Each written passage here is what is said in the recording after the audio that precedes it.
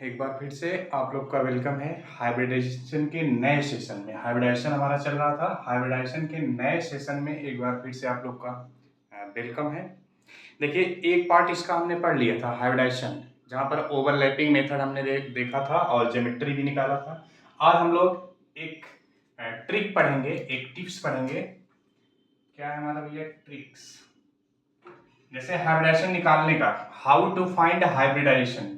Hybridisation find करने के दो मेथड है। अगर हमको स्ट्रक्चर दिया है तो कैसे निकालेंगे, अगर हमारे पास फार्मूला आ गया तो कैसे निकालेंगे।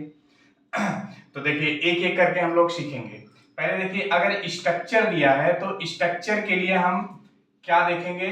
सिंगल बॉन्ड देखेंगे। सिंगल बॉन्ड मतलब सिग्मा बॉन्ड देखेंगे। और लोन पेयर। लोन पेयर किसका देखेंगे आप? सेंट्रल एटम का। सेंट्रल एटम का लोन पेयर और सिंगल बॉन्ड सिग्मा, दोनों को काउंट कर लेंगे। जितनी उनकी संख्या होगी वही उसका क्या हो जाएगा? हाइब्रिडाइजेशन हो गया। यहाँ पे देखो, हमने लिखा है कैलकुलेशन एन, यहाँ तो एन लिख लीजिएगा। ये n equal to number of sigma bond plus lone pair of central atom. अब यहाँ पे देखिए, अगर एन की वैल्यू 2 आई तो उसको हम क्या बोलेंगे? एसपी हाइब्रिडाइजेशन बोलेंगे। एन की वैल्यू अगर 3 आई तो उसको हम क्या बोलेंगे? sp2। देखो कहां से आ रहा है, देखो 2 का मतलब एक एस और एक पी, 3 का मतलब एक एस और 2 पी, 4 का मतलब क्या है? एक एस और 3 पी ऑर्बिटल है, 5 का मतलब क्या है? एक एस 3 पी और एक डी ऑर्बिटल है, 6 का मतलब क्या है? एक एस 3 पी और डी के 2, और 7 का मतलब एक एस का ऑर्बिटल, 3 पी का ऑर्बिटल और 3 डी का ऑर्बिटल। तो आप, आशा करते हैं कि आपको ये बातें क्लियर हो गई। एक बार फिर से सुन लीजिए कि how to find hybridisation. Hybridisation निकालने के दो मेथड हमारे पास है। एक ये है कि जब स्ट्रक्चर दिया है, आपके पास कोई स्ट्रक्चर आ गया है और उसमें पूछ लिया जाए कि हाइब्रिडाइजेशन आप फाइंड करिए, तो आप क्या करेंगे? उस स्ट्रक्चर में क्या देखेंगे? सिंगल बॉन्ड देखेंगे और लोन पेयर देखेंगे। किसका लोन पेयर देखेंगे? सेंट्रल एटम का। ठीक है ना? तो यहाँ पे देखो, हमने लिखा है calculation n equal to number of sigma bond plus lone pair of central atom. अब देखिए, n की वैल्यू 2 आ रही है तो इसका मतलब sp हाइब्रिडाइजेशन हो रहा है। n का वैल्यू अगर 4 आ रहा है तो इसका मतलब sp3 हो रहा है। अगर n की वैल्यू 7 आ रही है तो इसका मतलब कौन सा हाइब्रिडाइजेशन है? sp3d3 है। ठीक, आपको बातें समझ में आ गई होंगी। अब देखिए, हमने ढेर सारे यहाँ एग्जाम्पल लिखे हैं, सारे एग्जाम्पल हम डिस्कस करेंगे। आप इसको पहले नोट करेंगे, इसको नोट करिएगा, उसके बाद हम एग्जाम्पल को डिस्कस करते हैं। नोट कर लिया? ओके, हटा रहे हैं इस चीज को। अभी हम केवल ये वाला पार्ट डिस्कस कर रहे हैं, इन स्ट्रक्चर। ठीक है ना? फार्मूले के लिए भी एक हम फार्मूला आपको बताएंगे। हटा रहे हैं। ओके,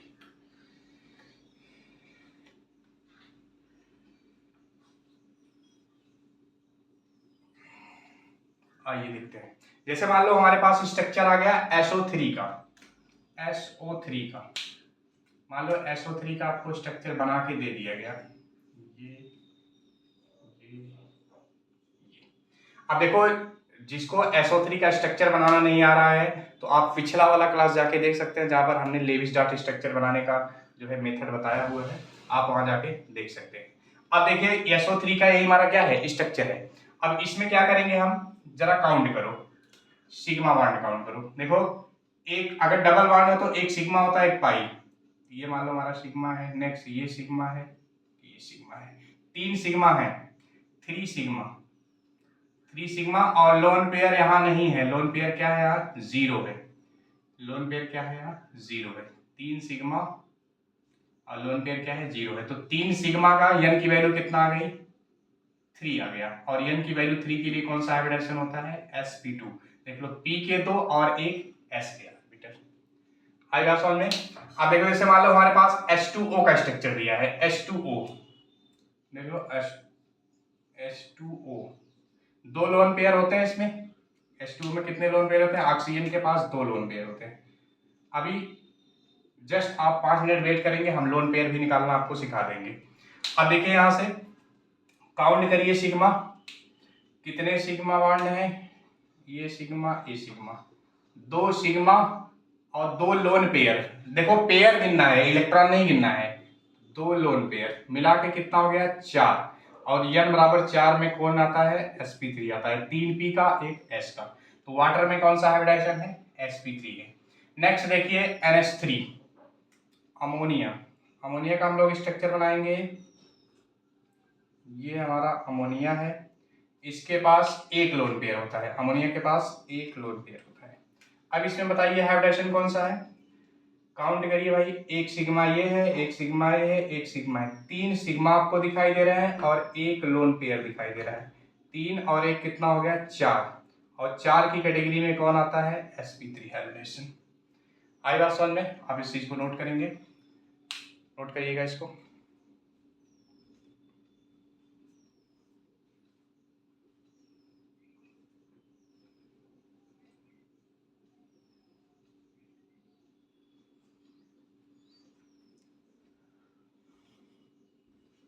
ओके, नोट कर लिया। आइए देखते हैं अगला, हटा रहे हैं।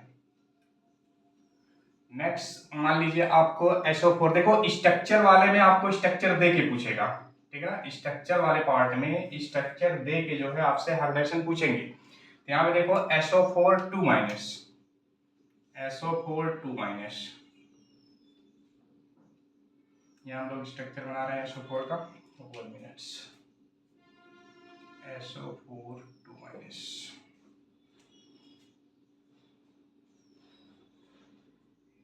ये देखिए SO4 2 माइनस। अब इसका निकालिए जरा हाइब्रिडेशन, पहले काउंट करो सिग्मा बॉन्ड कितने हैं, एक ये सिग्मा है, एक ये सिग्मा है, 2 अगर बॉन्ड है तो उसमें एक सिग्मा होता है, एक पाई, पाई का हाइब्रिडेशन से कोई लेना देना नहीं है। 4 सिग्मा बॉन्ड्स हैं, लोन पेयर क्या है यहाँ पे, 0 है, तो 4 की कैटेगरी आ गई, 4 की कैटेगरी में कौन सा हाइब्रिडेशन आता है, sp3। तो SO4 2 माइनस में कौन सा हाइब्रिडेशन है, sp3 हाइब्रिडेशन है, ठीक है। नेक्स्ट आप देख लो PCl5, PCl5, ये देखिए आप, ये हमारा PCl5 है, इसके तरह हाइब्रिडेशन निकाल लीजिए आप, काउंट करिए कितने सिग्मा है, 1 sigma, 2 sigma, 3 sigma, 4 sigma, 5, n की वैल्यू कितना आ गई, 5, 5 की कैटेगरी में कौन आता है, sp3d, देख लो, एक s का 3 p का 4 हो गया और एक d 5। नेक्स्ट आप H2S का देख लीजिए, H2S, जैसे H2O का होता है वैसे H2S का भी होता है। ये देखो हमारा सल्फर है, नेक्स्ट हाइड्रोजन, नेक्स्ट हाइड्रोजन, इसके पास भी 2 लोन पेयर अवेलेबल होते हैं सेंट्रल एटम के पास, ये 2 लोन पेयर्स। आप काउंट कर लीजिए, एक सिग्मा यहाँ पर, एक सिग्मा यहाँ पर, 2 सिग्मा आपको दिख रहे हैं, 2 सिग्मा बॉन्ड्स, प्लस आपको 2 लोन पेयर भी दिख रहे हैं, तो ओवरऑल कितना हो गया, 4, और 4 की कैटेगरी में कौन आता है, sp3 हाइब्रिडेशन आता है। आई बात समझ में। तो अगर आपको स्ट्रक्चर दे के काउंट जो है पूछता है कि हाइब्रिडाइजेशन क्या है, तो आप क्या करेंगे, फिर से आप सुनेंगे, आप क्या करेंगे, आप सिग्मा बॉन्ड्स को काउंट करेंगे plus lone pair of central atom, यही आपको देखना है, ठीक है। पाई बॉन्ड को आप कभी भी काउंट नहीं करेंगे, फिर से हम लिख दे रहे हैं, पाई बॉन्ड्स का हाइब्रिडाइजेशन से कोई लेना देना नहीं है, हाइब्रिडाइजेशन से कोई लेना देना नहीं है, ठीक है। आप पाई बॉन्ड को इन्वॉल्व नहीं करेंगे किसमें, हाइब्रिडाइजेशन में। आई बात समझ में, ओके, हटा रहे हैं इसको, आप वीडियो पास करके नोट करेंगे, हटा रहे हैं, 1 2 3।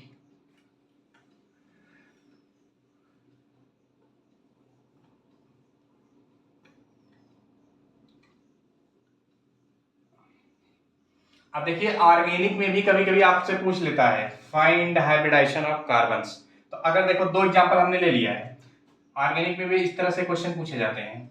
जैसे मान लो ये पहला हमने ले लिया, इसमें हमें निकालना है कि प्रत्येक कार्बन का हाइब्रिडाइजेशन क्या है।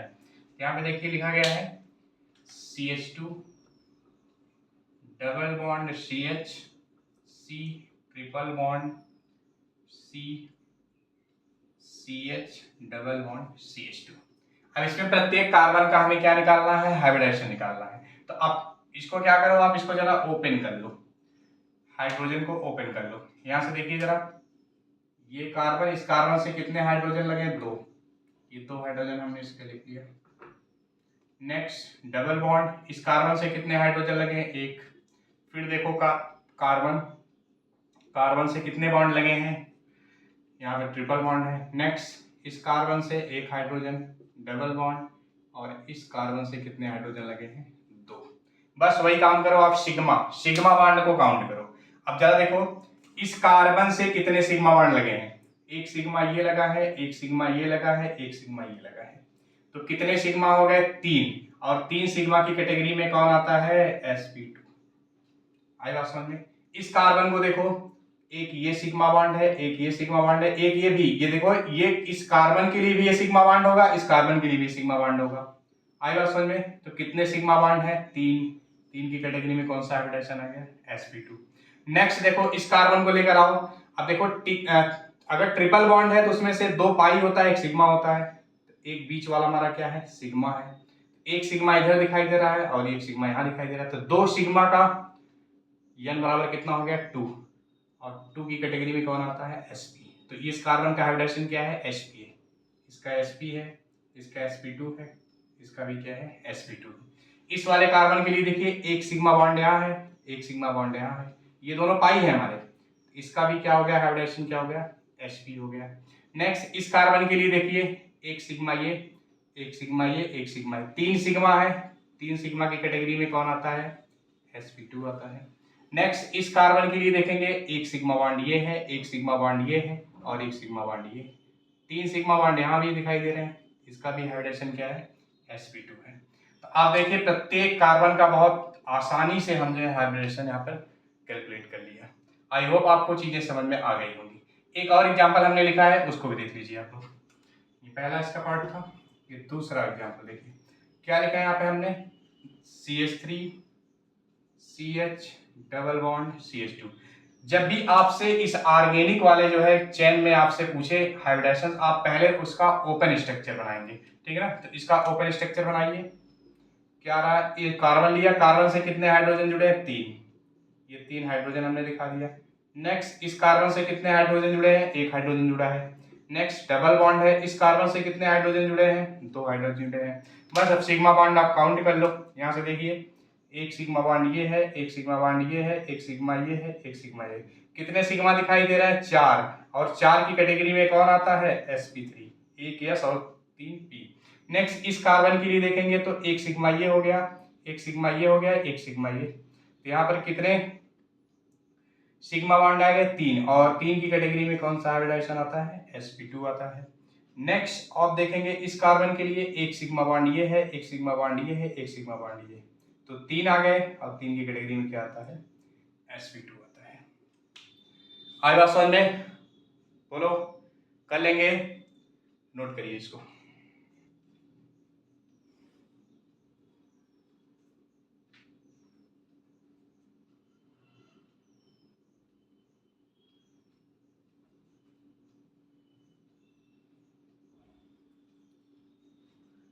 नोट कर लिया? ओके, हटा रहे हैं इस चीज को। अब देखिए और ढेर सारे हमारे पास दिए हैं, इसका आप स्ट्रक्चर से भी निकाल सकते हो और फार्मूले से भी निकाल सकते हो, ठीक है ना? तो अब आपको अगर स्ट्रक्चर दिया है तो स्ट्रक्चर दे के अगर हाइब्रिडाइजेशन पूछ रहा है तो बहुत आसानी से आप क्या करेंगे? कैलकुलेट कर लेंगे। क्या करके? आप सिग्मा बॉन्ड कैलकुलेट करेंगे, और क्या कैलकुलेट करेंगे? Lone pair. लोन पेयर किसका कैलकुलेट करना है आपको? सेंट्रल एटम का कैलकुलेट करना है। ओके, अब आइए आपको एक और टिक है जो है टिप्स या ट्रिक्स बताते हैं, जिससे आप डायरेक्ट कोई फार्मूला दिया है, फार्मूला दे के अगर आपसे पूछ रहा है कि हाइब्रिडाइजेशन इसमें क्या है, बहुत आसानी से निकाल लेंगे। सिर्फ किसको छोड़ के? ऑड इलेक्ट्रॉन स्पीसीज को। ऑड इलेक्ट्रॉन स्पीसीज को हम नेक्स्ट क्लास में बताएंगे कैसे ऑड इलेक्ट्रॉन स्पीसीज का हमें निकालना है हाइब्रिडाइजेशन। ओके, ठीक है, हटा रहे हैं।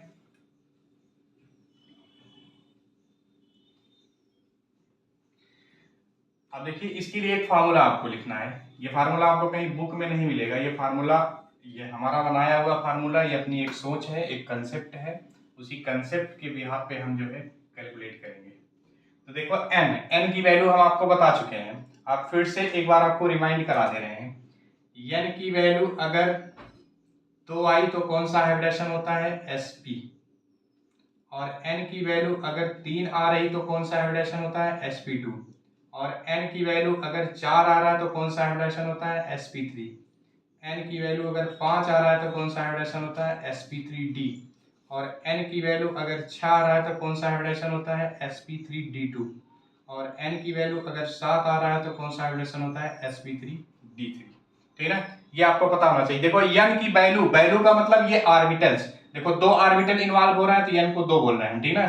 3 ऑर्बिटल इन्वॉल्व हो रहा है तो n को कितना बोल रहे हैं, 3 बोल रहे हैं, ठीक है ना। 5 ऑर्बिटल इन्वॉल्व हो रहा है तो n की वैल्यू कितना बोला जा रहा है, 5। देखो एक s का, 3 p का, एक d का। आई होप आप इस चीज को समझ रहे होंगे। आइए देखिए, पहले हम लिखते हैं इसका फॉर्मूला। हमारे पास फार्मूला क्या है, चलो, n equal to 1/2 into number of valence electron of central atom, C A का मतलब सेंट्रल एटम, ठीक है ना। Number of valence electron of central atom minus, अगर आपको स्ट्रक्चर में पॉजिटिव चार्ज दिख जाए, ठीक है ना, माइनस यहां लिख रहे हैं पॉजिटिव चार्ज, प्लस अगर निगेटिव चार्ज जितने दिखेंगे उतने ऐड होंगे, plus negative charge, negative charge plus number of monovalent atom, plus number of monovalent atom. अब देखो मोनोवैलेंट एटम कौन कौन से होंगे, hydrogen, F, C L, B R और आई, बस यही इतने हैं मोनोवैलेंट, ठीक है। इसके अलावा कोई भी मोनोवैलेंट हम नहीं कर देखेंगे, ठीक है ना। तो फिर से एक बार फार्मूले को आप देखिए, 1/2 into number of valence electron of central atom, किसका बैलेंस इलेक्ट्रॉन हमें लेना है, सेंट्रल एटम का लेना है। और अगर स्ट्रक्चर में जो फार्मूला आपको दिया गया, फार्मूला में अगर कोई निगेटिव चार्ज दिया है तो उसको हम क्या करेंगे भैया, माइनस। अगर कोई पॉजिटिव चार्ज आ गया तो उसको हम क्या करेंगे, जितने पॉजिटिव चार्ज उतने कम कर देंगे, उतने घटा देंगे। प्लस अगर निगेटिव चार्ज दिख रहा है तो उतने हम ऐड कर देंगे, प्लस नंबर ऑफ मोनोवैलेंट जितने हैं, जैसे एक ऐसे दिखाई दे रहा है तो एक ऐड कर देंगे, 2 एफ दिखाई दे रहा है तो 2 ऐड करेंगे, ठीक है ना। अगर 3 एफ दिखाई दे रहा है तो 3 ऐड करेंगे, जितने मोनोवैलेंट आएंगे उतने हम क्या करेंगे, उसमें ऐड करेंगे। तो फार्मूला एक बार आप इसको नोट कर लीजिए, अभी कैलकुलेट करते करते आप फार्मूला याद हो जाएंगे, ठीक है ना। एक बार इसको जो है नोट करेंगे आप लोग, आशा है कि आप इसको नोट कर चुके होंगे। आइए हम कैलकुलेशन करते हैं। मान लीजिए SO3 का हमें निकालना है। अब देखिएगा, इस सारे जितने दिए हैं सारे हम निकालेंगे यहाँ पे। पहले मान लीजिए आपको SO3 का निकालना है, पहला एग्जांपल है SO3। अब देखो SO3 में फार्मूले में रखो आप n इक्वल टू 1/2। अब देखो SO3 में सेंट्रल एटम कौन है, सल्फर है, और सेंट्रल एटम सल्फर है। सल्फर का बैलेंस इलेक्ट्रॉन कैसे निकालेंगे आप, सल्फर का एटॉमिक नंबर 16 होता है, 286। तो जो आउटर सेल का इलेक्ट्रॉन होता है वही क्या होता है, बैलेंस इलेक्ट्रॉन। तो सल्फर का बैलेंस इलेक्ट्रॉन कितना हो गया, 6। आएगा समझ में। अब देखो क्या इस पे कोई पॉजिटिव चार्ज दिखाई दे रहा है, क्या इस पे कोई निगेटिव चार्ज है, नहीं, ना तो पॉजिटिव चार्ज है ना तो निगेटिव चार्ज है, तो इस वाले टर्म को तो हम यूज ही नहीं करेंगे। अब देखो इसमें क्या मोनोवैलेंट दिखाई दे रहा है, मोनोवैलेंट का मतलब क्या, यहाँ हाइड्रोजन दिखाई दे रहा है, क्या एफ दिखाई दे रहा है, क्या सीएल दिखाई दे रहा है, या बीआर दिखाई दे रहा है, या आई दिखाई दे रहा है, तो इसमें से कोई नहीं दिखाई दे रहा है। इसका मतलब वो तो मोनोवैलेंट है ही नहीं, तो इसको हम ऐसे छोड़ देंगे, बस इसी को सॉल्व कर लो। अब देखो यहाँ 6 डिवाइडेड बाई 2 कितना आया, 3। n की वैल्यू 3 आ गया। देखो n की वैल्यू 3 के लिए कौन सा हाइब्रिडेशन आता है, sp2। तो इसमें कौन सा हाइब्रिडेशन है, sp2। SO3 में कौन सा हाइब्रिडेशन है, sp2 है। देख लो कितनी आसानी से निकल रहा है। नेक्स्ट आप देखिए दूसरा एग्जांपल, मान लो वाटर आ गया, वाटर। एक मिनट, और आप यही अब देखो आपको लोन पेयर भी बताना निकालना सिखा देते हैं। लोन पेयर, इसको हटा रहे हैं। अब देखो ये तो हमारा निकल गया, क्या हाइब्रिडाइजेशन निकल गया। अब यहां से लोन पेयर भी आप सीख लीजिए। आप इसको जरा नोट करिए,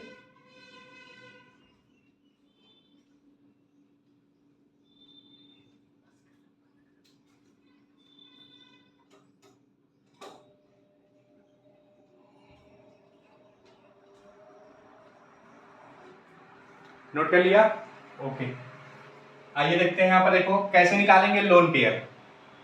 लोन पेयर भी निकालने का देखो छोटा सा टिप है आपका, यहाँ number of lone pairs, formula ही लिख दे रहे हैं, number of lone pair equal to N की वैल्यू जो आ रही है माइनस सराउंडिंग एटम, एन की वैल्यू माइनस सराउंडिंग एटम, जितने सराउंडिंग लगे। अब देखो यहाँ पर निकालो जरा, इसमें लोन पेयर निकालो, क्या है सूत्र में लोन पेयर निकालना भी सीख लेंगे हम लोग। एन इक्वल टू एन की वैल्यू कितनी आई है 3, सराउंडिंग, सराउंडिंग कितने एटम दिखाई दे रहे हैं 3, सेंट्रल एटम को छोड़ के कितने दिखाई दे रहे हैं 3, तो 3 माइनस 3 एन 0 आ गया। इसका मतलब इसमें लोन पेयर है ही नहीं, इसमें लोन पेयर कितना है 0 है। आएगा समझ में, नोट करेंगे, नोट करेंगे, फिर हम चलते हैं अगले एग्जाम्पल पे। कर लिया, ओके।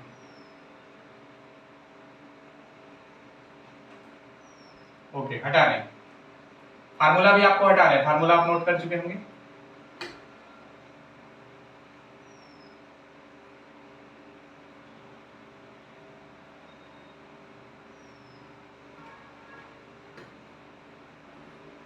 आइए देखिए वाटर का आपको निकाल के दिखा देते हैं, वाटर का दूसरा एग्जांपल हमारा क्या है, वाटर। वाटर एन की वैल्यू निकालो, सेंट्रल एटम कौन है ऑक्सीजन, ऑक्सीजन के वैलेंस सेल में कितना इलेक्ट्रॉन होता है 2 6 से वैलेंस इलेक्ट्रॉन होता है, तो 1/2 × 6। अब देखो यहाँ पे क्या निगेटिव चार्ज दिखाई दे रहा है, क्या पॉजिटिव दिखाई दे रहा है, नहीं, ना तो निगेटिव है ना तो पॉजिटिव है, मोनोवैलेंट दिखाई दे रहे हैं। देखो हाइड्रोजन, 2 हाइड्रोजन लगे हैं, तो 2 और आप क्या करेंगे इसी में ऐड कर देंगे, कितना हो गया आपका 6 + 2, कितना हो गया ये n हाफ, 6 + 2 कितना हो गया 8, ये हो गया 8/2, कितना आ गया 4। और 4 की कैटेगरी में कौन आता है, यहाँ पे देखिएगा 4 की कैटेगरी में कौन आता है sp3, 4 की कैटेगरी में कौन सा आता है sp3 हाइब्रिडेशन। तो वाटर में कौन सा हाइब्रिडेशन है sp3। अब देखो वाटर में कितने लोन पेयर है सेंट्रल एटम के पास, ये भी हम लोग पता करेंगे। तो लोन पेयर निकालने का फार्मूला भी जस्ट हमने बताया, number of lone pair equal to n minus surrounding atom. देखो n कितने आए हमारे 4 आए, सराउंडिंग कितने हैं 2, ऑक्सीजन को छोड़ के कितने सराउंडिंग है 2, तो 4 में से 2 निकाल देंगे कितना आएगा 2। इसका मतलब लोन पेयर कितने हैं 2, और ये सही बात भी है, ऑक्सीजन पे 2 लोन पेयर इलेक्ट्रॉन भी होते हैं, अभी जस्ट हमने स्ट्रक्चर में बनाया भी। आएगा समझ में, ओके। आइए देखिए प्लस और माइनस वाला भी देख लेते हैं, SO4 2 माइनस का देखते हैं हम लोग, SO4 2 माइनस का, SO4 2 माइनस का ये निकाल लीजिए, हाफ इंटू सल्फर, सल्फर के बैलेंस सेल में बता रहे हैं, बार बार बता रहे हैं, सल्फर का एटॉमिक नंबर 16, 2 8 6, 6 इसके बैलेंस सेल में इलेक्ट्रॉन है 6 लिख दिया, कितने माइनस दिखाई दे रहे हैं 2, जितने माइनस उतने ऐड कर लेंगे। क्या यहाँ पर मोनोवैलेंट दिखाई दे रहा है, मोनोवैलेंट अगर जब बात आएगी तो सिर्फ हम किसको सोचेंगे, H को, F को, Cl को, Br को और I को, इसके अलावा कोई भी मोनोवैलेंट नहीं है, ठीक। तो इसमें मोनोवैलेंट भी नहीं है, बस इसको सॉल्व कर लीजिए आप, हाफ 6 में 2 ऐड कर देंगे 8 आ जाएगा, तो 8/2 कितना आ गया 4, और 4 की कैटेगरी में कौन सा हाइब्रिडेशन आता है sp3। तो SO4 2 माइनस में सल्फर का हाइब्रिडेशन क्या है sp3 है। अब जरा इसमें लोन पेयर भी निकाल के चेक कर लो, लोन पेयर कितने हो गए n minus surrounding atom, n कितना आया हमारा 4, सराउंडिंग एटम कितने हैं 4, 4 - 4 0, तो इसमें लोन पेयर कितना है 0। आएगा समझ में, आपको चीजें समझ में आ रही होंगी। अब आप चाहे जिसका निकाल सकते हैं, जितना हमने स्ट्रक्चर लिखा है आप सबका निकालेंगे। एक हम प्लस वाला भी आपको निकाल के दिखा दे रहे हैं, एक प्लस का हटा रहे हैं, आशा है कि आप नोट कर रहे होंगे, ओके। आइए एक प्लस वाला भी निकाल लेते हैं हम लोग,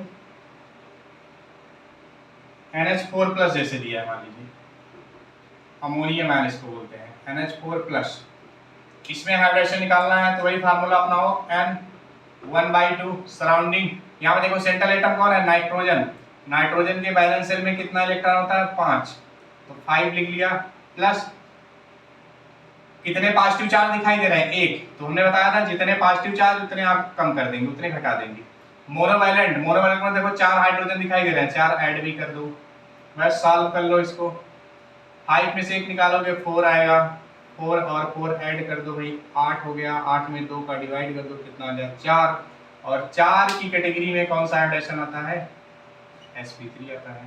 तो अमोनियम आयन में कौन सा हाइब्रिडेशन है? sp3। चलिए इसके लिए लोन पेयर भी निकाल लेते हैं। n minus surrounding atom, n कितना आया है? अभी जस्ट 4 आया है। सराउंडिंग कितने दिखाई दे रहे हैं? 4 दिखाई दे रहे हैं। तो 4 में से 4 0 आ गया, इसमें लोन पेयर अवेलेबल नहीं है। आएगा समझ में? तो आशा करते हैं कि आपको ये ट्रिक्स समझ में आया होगा अच्छे से। आप जितने हमने दिया है, जितने यहाँ पर लिखे गए हैं, और आपके पास भी जितने जो है मॉलिक्यूल के फार्मूले आ रहे हैं, उसमें आप हाइब्रिडाइजेशन बहुत आसानी से इस फार्मूले को यूज करके निकाल सकते हैं। आएगा समझ में? सिर्फ किसको छोड़कर? आड इलेक्ट्रॉन स्पीसीज को। तो आड इलेक्ट्रॉन स्पीसीज बहुत कम है, 2 4 6 गिने हैं, उसको हम नेक्स्ट क्लास में बता देंगे कैसे उसमें हाइब्रिडेशन आपको निकालना है। आएगा समझ में? आप ये देखिए जितने क्वेश्चन हमने लिखा है ये किसी न किसी एग्जाम में पूछेगा, चाहे IIT हो, चाहे नीट हो, चाहे एम्स हो, जितने भी एग्जाम कंपटीशन के होते हैं जहाँ भी केमिस्ट्री पूछी जाती है, ये सारे कहीं ना कहीं पूछे गए हैं। तो इस मेथड का यूज करके आप IIT का, नीट का, जेई का, किसी भी एडवांस तक के क्वेश्चन को बहुत आसानी से आप निकाल लेंगे। तो आज के लिए इतना ही, मिलते हैं किसी नेक्स्ट क्लास में। Thank you so much for watching.